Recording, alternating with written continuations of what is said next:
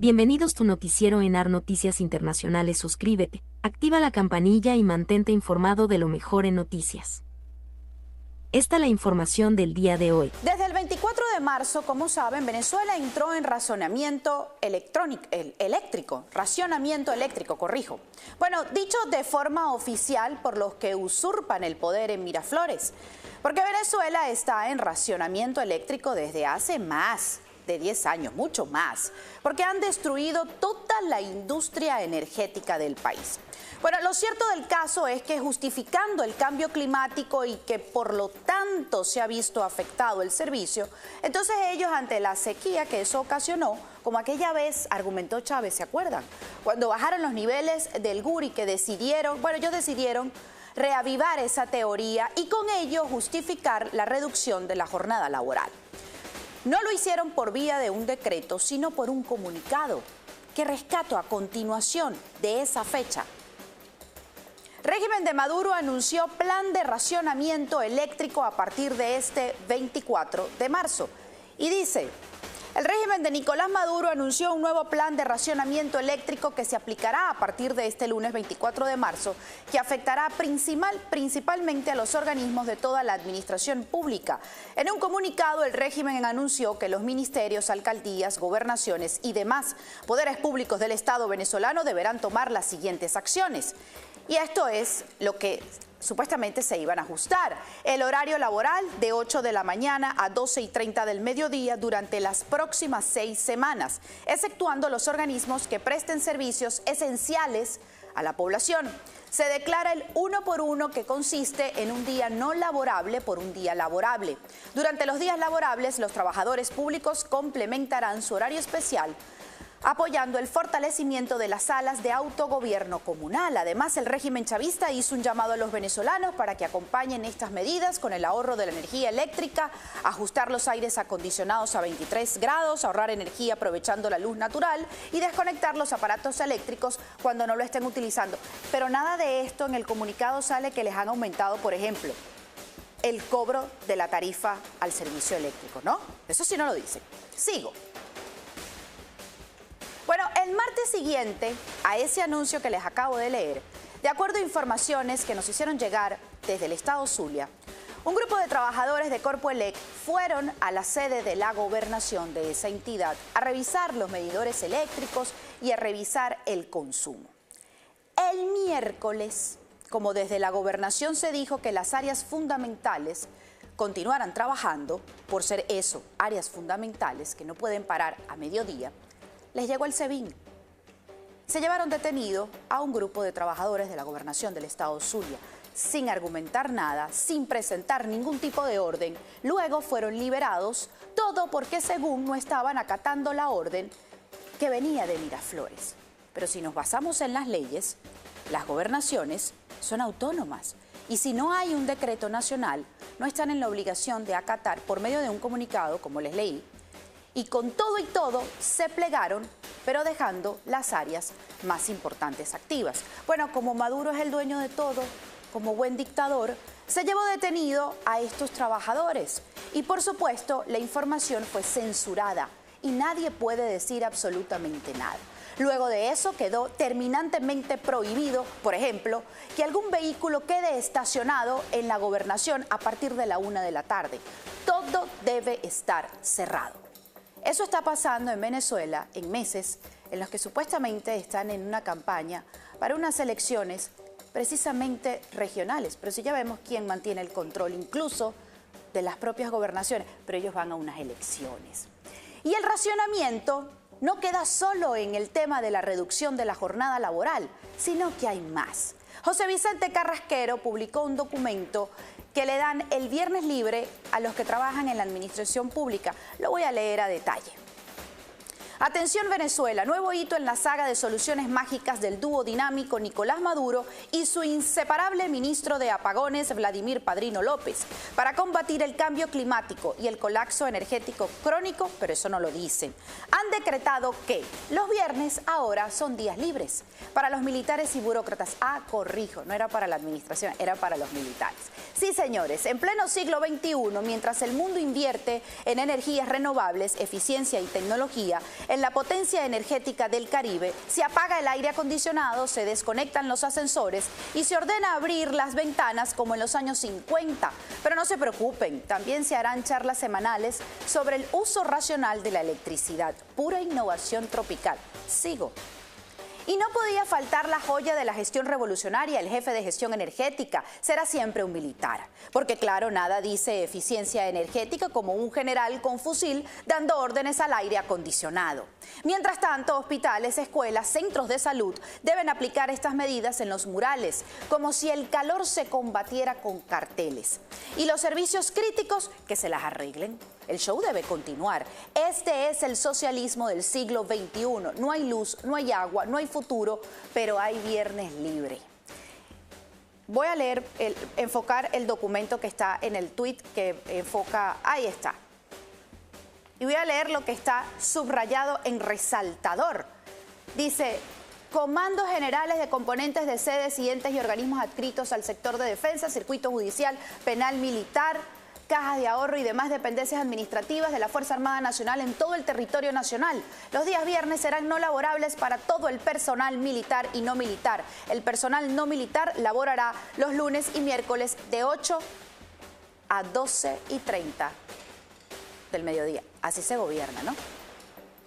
Y pasando esto, Maduro publica un video tipo influencer para decir que están enfrentando todas las perturbaciones económicas, pero no se refiere, por ejemplo, a la destrucción de la industria eléctrica o qué se va a hacer con respecto a este tema. Lo que realmente está generando el colapso de la industria energética en el país, que no es precisamente el cambio climático. Véanlo. Hemos estado toda la tarde dedicado al equipo económico en consulta con todos los 13 motores productivos, evaluando los planes de crecimiento, el crecimiento de 4.5% el primer trimestre, el 22% de incremento de la recaudación, de la riqueza del país, y evaluando las perturbaciones que hay en el mundo, evaluando el escenario y el plan que tenemos de la agenda económica bolivariana, el plan de la T número 1, todo el plan productivo, y tengan la seguridad que hay buen equipo, buen plan y todos los sectores productivos deben seguir adelante. Perturbación que se presente, la estamos enfrentando, la enfrentaremos, la superaremos como siempre. Tenemos todo el bagaje político y de plan para hacerlo. Superar las perturbaciones con producción, productividad, articulación perfecta en la primera T. Así que bueno, continuamos el trabajo, ¿verdad? Producción. Pero se acaba de reducir la jornada laboral. Precisamente esa producción con la que intentas combatir la crisis económica. Digo yo, si hay sequía, cambio climático, eso solo apunta a Venezuela, porque al menos a los países vecinos deberían afectarles, ¿no? Digo, es el mismo cielo, pero nada de eso pasa en otras naciones, solo en Venezuela. Qué cosas, ¿no? Nos seguimos conversando con Carlos Blanco, exministro para la Reforma del Estado, además consultor internacional. Estábamos conversando antes de pasar al tema político de las elecciones y esta nueva red Decide que fue lanzada esta semana en Venezuela. Quería profundizar un poco en la información que nos estaba dando en el bloque anterior sobre las bases resquebrajadas, sobre todo en el tema militar. Padrino López tiene quizás al candidatos en esta pugna, porque se decía que la pugna era entre Maduro y Diosdado. Bueno, lo que es evidente, en primer lugar, hay datos duros, como por ejemplo los del 28 de julio pasado, que ocurrió que en todas las mesas que estaban vinculadas o cercanas o en los cuarteles, ganó Edmundo González con aproximadamente la misma proporción que ganó en el resto del país, 70-30 contra Maduro. Es decir, Maduro salió ampliamente derrotado en todos los sectores sociales, institucionales del país. Eso es una evidencia. En segundo lugar, también es evidente que muchos de los presos políticos que hay son oficiales y suboficiales. Ya no existen suboficiales, pero oficiales de rango medio e inferior. Entonces, estamos ante una evidencia. Y por otro lado, el hecho de que toda aquella parafernalia del chavismo y Chávez, el socialismo y Chávez y todo lo demás ha sido o eliminado o puesto en sordina por parte de los oficiales generales y almirantes. Entonces, creo que además hay informaciones según las cuales el descontento militar es muy amplio. Descontento militar por las mismas razones que cualquier ciudadano venezolano. Los ingresos no alcanzan. Y lo que hay es un proceso de deterioro abrumador de la calidad de vida de los ciudadanos, incluidos los ciudadanos militares. En segundo lugar, las familias de los militares son el principal agente de reclamo a los miembros de la familia que son oficiales o pertenecen a algún nivel de la Fuerza Armada Nacional. En tercer lugar, sabemos que hay miembros de los mandos militares que están descontentos, que quisieran una salida, que quisieran una operación en la cual Maduro accediera pacíficamente a agarrar sus maletas e irse con su familia a algún lugar que le plazca, a Cuba, Moscú o algún otro sitio. Hay gente presionando, hay oficiales presionando para esa salida. Eso es una dinámica que está en marcha, que ha estado en marcha desde hace mucho tiempo, pero que se recrudece en la medida en que están observando que ya Maduro no es el díscolo de la familia y entonces, bueno, internacionalmente lo reciben y como a Chávez lo celebraban y a este lo aceptaban. Nadie se quiere tomar una fotografía con Maduro. Maduro no puede viajar a ningún país que no sea Cuba, Nicaragua, ni siquiera en Bolivia, que hay afinidades ideológicas. O sea, no lo aceptan. Ya Maduro no es representante de un gobierno, no es representante de una dictadura, es representante de una alianza criminal que ha tomado el control del Estado en Venezuela. En consecuencia, esto que para Maduro puede no ser importante, porque él tomará un avión y se irá seguramente, para los generales, almirantes, coroneles, capitanes, mayores que se quedan en Venezuela, sí es un problema. Porque ¿qué van a hacer esos jefes de Redis, de SODIS, de ADIS, que son la estructura militar del país? ¿Qué van a hacer? ¿Ellos a dónde es que se van a ir a vivir? Además, precisamente porque muchos de ellos están viendo ese futuro y están viendo que no es que no van a poder viajar a Estados Unidos, sino que no van a poder viajar a ningún país civilizado del planeta Tierra, porque la participación o la complicidad en los crímenes de lesa humanidad no se los va a permitir. Entonces, todo eso está desintegrando esa estructura de poder. Y ahora que la torta se les puso más chiquita, entonces la vocación, la voracidad por el reparto de esos recursos se incrementa. De tal manera que mi opinión es que en algún momento algunos de estos personajes van a decir, vamos a negociar. ¿Y con quién van a negociar? Con las fuerzas democráticas del país que encabezan María Corina Machado y Edmundo González. Hacia ahí quería ir, porque cuando dicen que ya ellos están negociando, que ya hay conversaciones, sí hay entonces un acercamiento con el presidente Edmundo González Urrutia. No, que yo sepa, ni con María Corina. No hay ningún acercamiento. Yo digo que deberá haberlo para conseguir una salida pacífica hacia la transición. Pero al mismo tiempo que expreso que hay disposición para una negociación seria que asegure el reconocimiento de los resultados del 28 de julio, también debo de decir que eso no existe en este momento. Ni acercamientos con Estados Unidos, por ejemplo. ¿De quién? De esos integrantes del alto mando militar que están dispuestos a lograr una transición pacífica. No conozco, pero supongo que eso es lo que ocurrirá.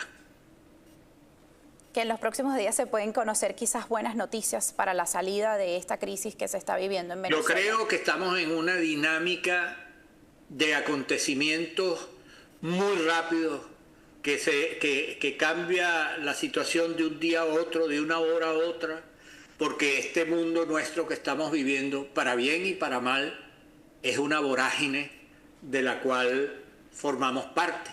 Afortunados somos de verlo, de vivirlo, y desafortunados porque a todos nos afecta por algún lado, algún ramalazo de toda esta crisis, que no es solamente nuestra crisis venezolana, sino una crisis mundial. Mientras eso está pasando, de que las bases de ellos se están moviendo en todos los aspectos militares, políticos, porque lo estamos viendo, es público y notorio, las diferencias que hay, que se han presentado con el tema de las candidaturas. Y mientras eso pasa, hay un sector que formaba parte de las fuerzas democráticas y le pregunto, con este tipo de acciones, de querer ir a votar, argumentar de que el voto no se puede abandonar, ¿no se le estará dando quizás más respiro, más oxígeno a la dictadura de Nicolás Maduro? Bueno, en relación con las cuentas que tuvimos oportunidad de sacar el año pasado, con las primarias antepasado y pasado, y con la elección de Edmundo González y con todas las elecciones que ha habido en universidades, etcétera, etcétera, podemos decir que lo que representan María Corina y Edmundo, lo que representan ellos es la abrumadora mayoría del pueblo venezolano. Y la unidad se ha dado en torno a ellos, porque existe una corriente muy grande, inmensa, de ciudadanos que se siente representado por ellos, por su liderazgo y por sus acciones del año pasado, de este año, y confían mucho en lo que va a venir. De tal manera que yo creo que estos militantes, dirigentes que se han convocado para participar en elecciones no representan sino un sector mínimo, yo los respeto, pero un sector mínimo de la opinión nacional. Pero además creo que incurren en un severísimo error, que ellos están en una posición según la cual hay que votar, porque votamos el 28 de julio, con una pequeña acotación que haría yo. El 28 de julio ganamos, el 28 de julio lo demostramos, y con el 28 de julio estamos en deuda para cobrar. La fase en la que estamos ahora, con las alzas y bajas de toda esta dinámica inmensamente represiva que ha desatado el régimen, la fase es la de cobrar. Y la opinión pública nacional, y desde luego conducida por María Corina y por Edmundo, y por la plataforma unitaria, y por la mayor parte de los dirigentes políticos del país, de todos los partidos además, es que no se puede ir a votar sin cobrar lo que ya obtuvimos. Porque esa conducta, que es votemos sin hacer caso a lo que hicimos el 28 de julio del año pasado, a lo que conduce es a mantener el mismo Consejo Nacional Electoral, a que el régimen asigne los resultados y reparta 2 o 3 gobernaciones como ya lo ha hecho en las elecciones que ha controlado. Entonces, a mi juicio, nosotros estamos y seguimos en la etapa de cobrar. Esta crisis va a desembocar en una transición segura, deseablemente pacífica, conducida por los líderes del país. María Corina Machado, Edmundo González, la Plataforma Unitaria, que juntos están en este predicamento y en la consecución de estos objetivos que ya he señalado. Lo debo despedir, pero en un minuto, si me pudiera resumir, ¿por qué cree que es lo que está motivando realmente a este grupo de dirigentes a participar en esas elecciones? En un minuto. Lo puedo decir en 5 segundos, no me atrevo a decirlo. Yo lo único que quisiera terminar en estos 45 segundos que me quedan es con un llamado entusiasta a construir este proceso duro de resistencia que los venezolanos dentro de Venezuela, sobre todo, y fuera de Venezuela, están construyendo. Mi pensamiento hacia los presos políticos, hacia las víctimas, hacia los compañeros que están en la embajada argentina, a todos aquellos que han sido y son reprimidos, porque para ellos la libertad, pienso, que se acerca. Ese es mi pensamiento afectuoso, y un abrazo a todos ellos y desde luego a todos los venezolanos de cualquier parte del mundo.